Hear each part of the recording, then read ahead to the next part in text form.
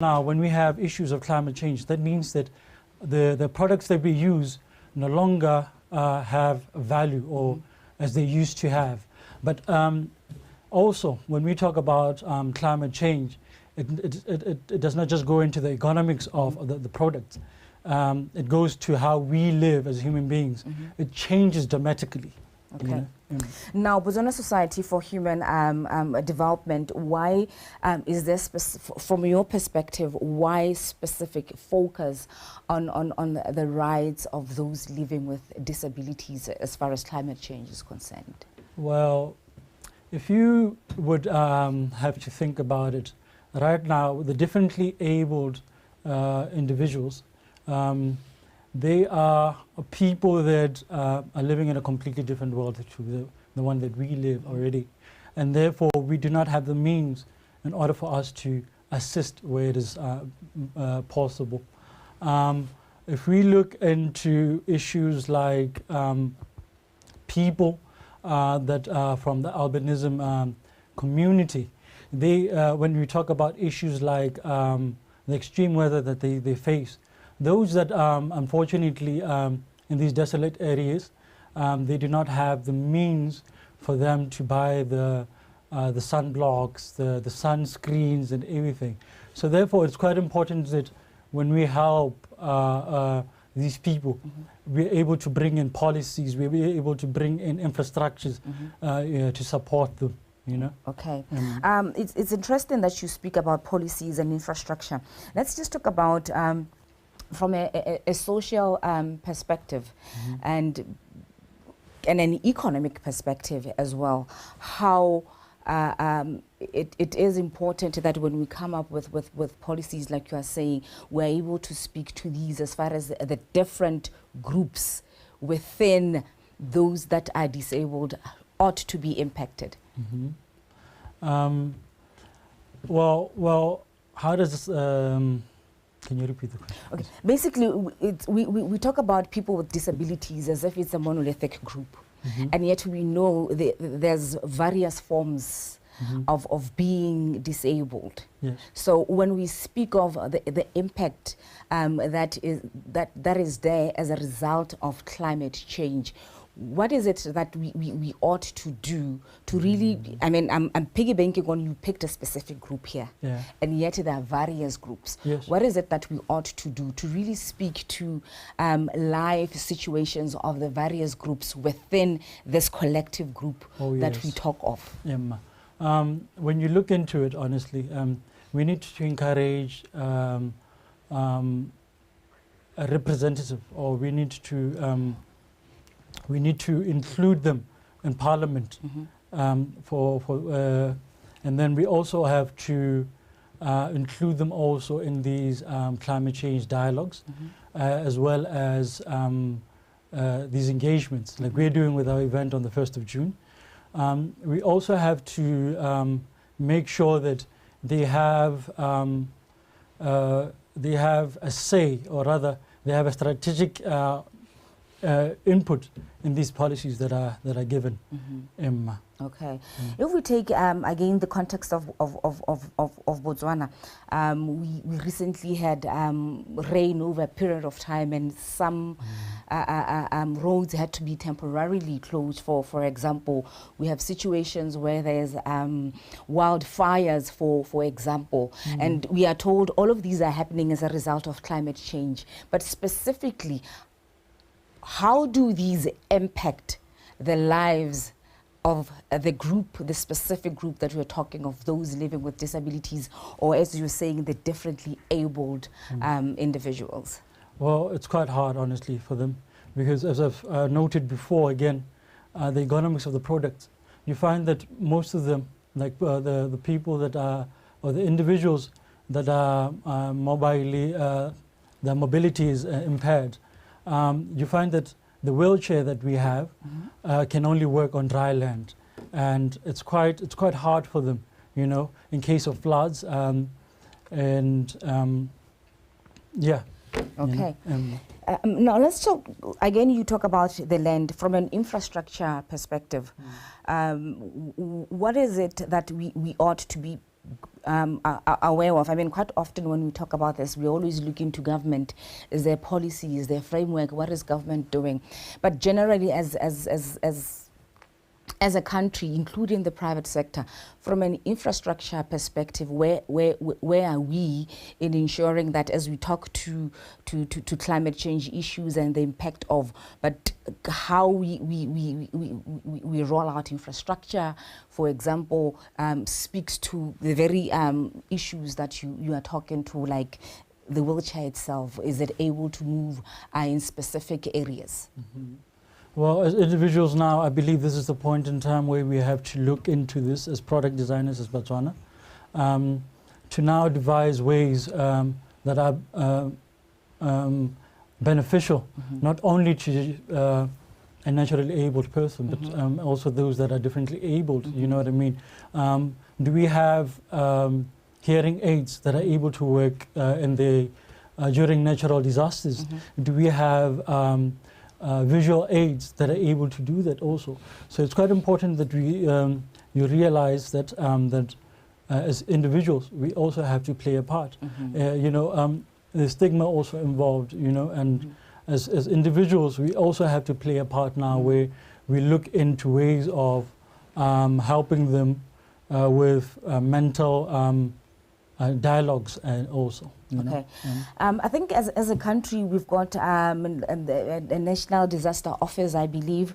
We also have a national framework, a climate change framework. I'm just curious to find out from your perspective, when we do these things, with your understanding, do we take cognizance of people with disabilities as we plan? I mean, even from meteorological perspective, when we are told there's going to be a heat wave, do we take into account that different groups, and therefore our communication with them also ought to speak to the various groups? Well, to a certain extent, honestly, because we have to realize and understand that the differently abled people, there's many of them, you know, and when we talk about the visually impaired, where's the braille information for them? You know, where are the mediums to communicate with the children at school also, you know, that are differently able, you know? Okay, let's just hold it there and go and have a look at some of our headlines. We'll continue with our conversation.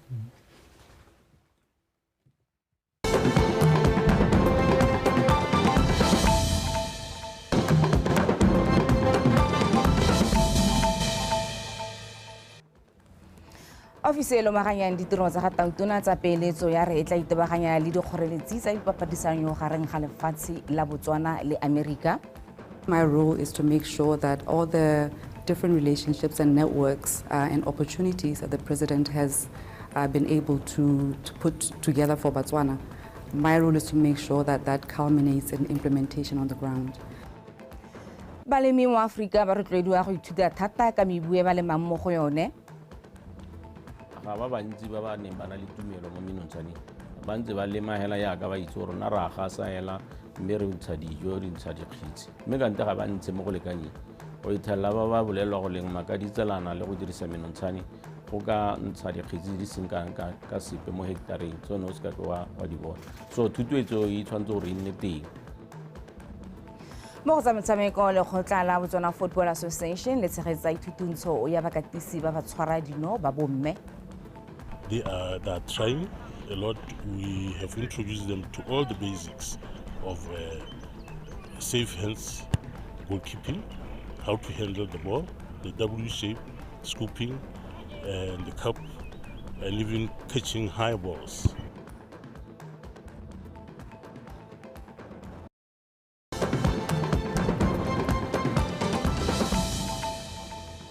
Malwetse wa ha tšhalwane jwa ka bolwetse jwa marua makiona, bolwetse jwa sukiri, malwetse a pelo le mahatha, kankere le wa mangwe a re goga pele ka go baka ritšhong Botswana. O ka hema ka go rehabilitse bilakelago, go itšhirilang pele, go leša go goga motsoko, go hokola bino le go go ikekanego. Tlhokomela bosogo jwago. Molaetsa o nerelwe ke banapa.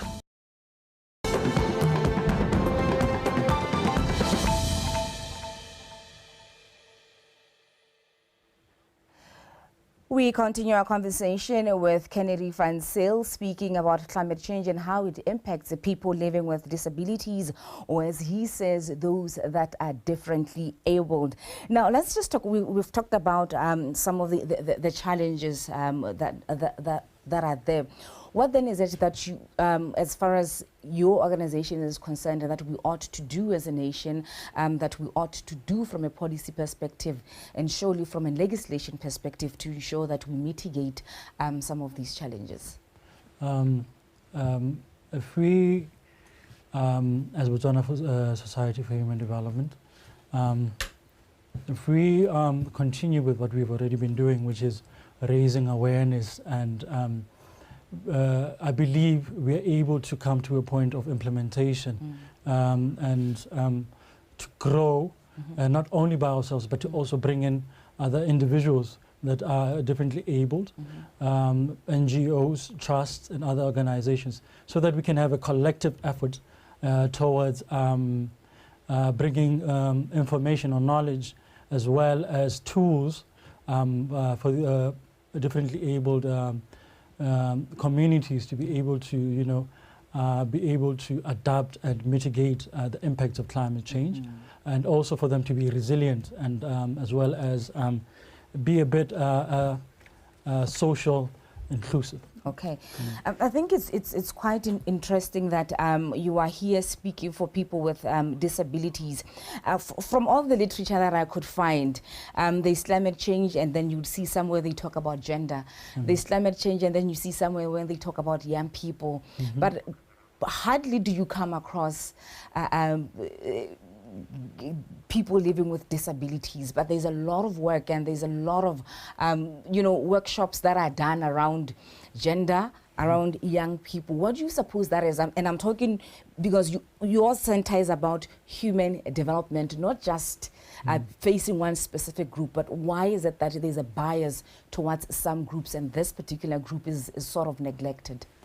Well, we should understand, and we should be a bit more compassionate to understand that the reason why we classify them as differently abled is so that we realize that there's another world that needs to be understood.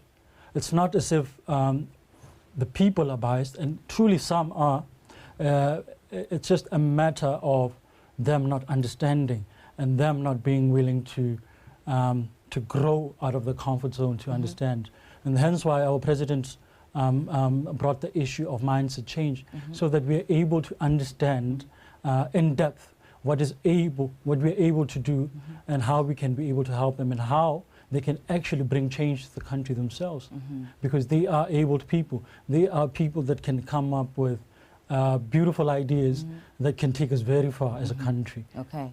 So what do you suppose would happen if we continue on the trajectory of not necessarily including them? Of course, you do say it's lack of understanding, but what do you suppose would happen from an economic perspective, from just a general human development perspective? Obviously, if we lose numbers, I believe we're approximately 2 million or something, population-wise. And if we have a natural disaster like a flood, these are the first people, if we do not include in the awareness of climate change, these are the first people we're going to lose. And if we're losing that, we're losing future doctors, we're losing people that could help us in other sectors, And not only that, I believe that with every differently disabled person is a solution to a problem in this world that we are yet to face. And these are the people that we're losing, pioneers, Okay. Now, this particular conversation we're having, climate change and people living with disabilities, you realize that it speaks, really when you look at it, it speaks to a number of SDGs across, and nations quite often meet elsewhere and they talk about the strides that are made in towards the attainment of some of these goals. Certainly our national vision as well speaks about where we ought to be from a poverty perspective, from an economic inclusion perspective. where we are now, as far as the rise of people living with disabilities are concerned, as far as taking them into account, including them in coming up with policies and implementing some policies as far as climate change are concerned, where are we in that drive towards the attainment of some of these goals, ending poverty, equality, and of course climate action? Mm-hmm.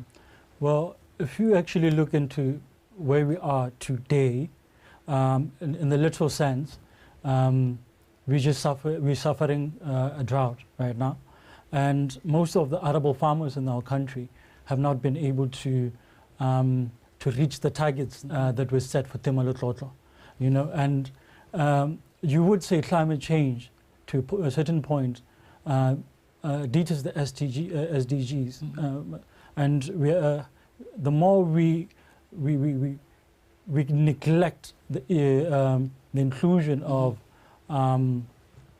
realizing climate change and its effects, we are not going to be able to reach them. But currently, the SDGs, as I would say, we're in the middle of them, but it's going to take us so long. Okay, and then what role then does Botswana Society for Human Development play in all of this, in bringing all of this together? Well, as I've noted before, we are now bringing the awareness, the knowledge, the tools for one to be able to adapt and mitigate the impact of climate change through our workshops. Okay. Speak to us briefly about the event on the 1st of June.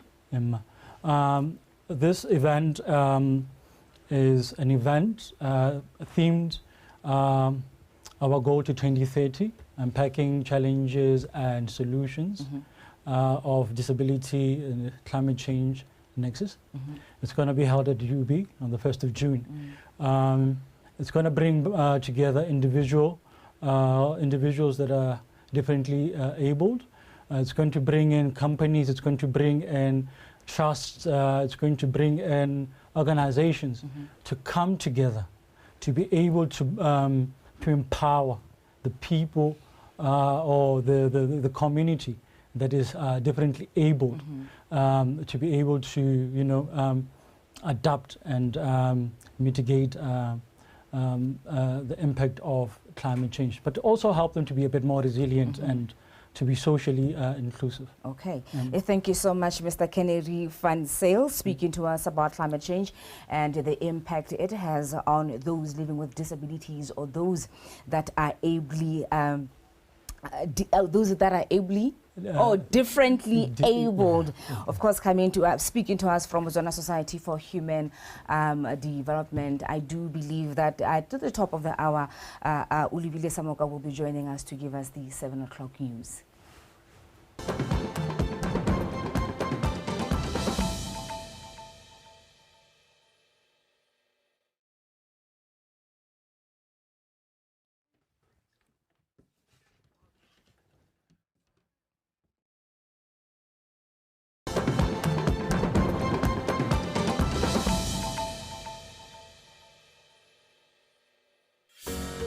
Welcome to beautiful Botswana, where the warmth of her people and wildlife is welcoming, where the vibrancy of her land echoes in the unforgettable voices of her people.